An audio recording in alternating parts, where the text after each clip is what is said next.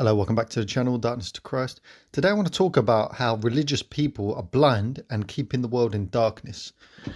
Now, this is something I've been watching lately online. I like to study and see different opinions, and one thing I've noticed with all religious people, whether Christian, Muslim, Jews, whatever, they're always accusing others of not being saved and essentially going to hell, whilst obviously they are going to heaven.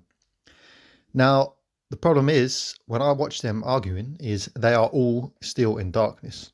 And if you go back to the original sin story, which I believe is like a parable, Satan tempts us by having the knowledge of good and evil.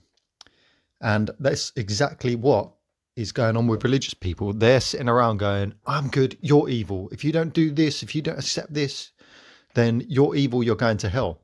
And that is Satan's temptation to cause division, because it's an egotistical state of one thing humans want to do is, rather than seeing us as universal consciousness, we're all one spiritual family in our nature of God. It tempts us to divide one another and call us good and others evil, which is pride. And that pride comes before the fall. Rather than before the fall, we had universal knowledge of God. Or Adam had universal knowledge of God, Adam and Eve, before they were tempted to have knowledge. And this is what causes all the problems in our world, is all the knowledge of good and evil and fighting. And one thing that I have to note is good and evil is an illusion, because what we think is good, others think is evil. What others think is evil, some think is good. For example, I was watching some brief news on 9/11 yesterday. And obviously in the West, we think we're good and we think that the terrorists are evil. But then the terrorists and a lot of people in the Middle East, after what the West did with the wars, they think they're good and they think the West are evil. And both sides have an argument, especially obviously 9/11 was a disgusting act of terrorism. But also what we did with Iraq and Afghanistan was this disgusting act of terrorism, killing hundreds of thousands, maybe millions of innocent people. So good and evil, who's good, who's evil? There's no such thing. There's just events that happen, and one side will choose good, the other will evil. But if we had universal knowledge of God, no evil would take place, because everything would be good.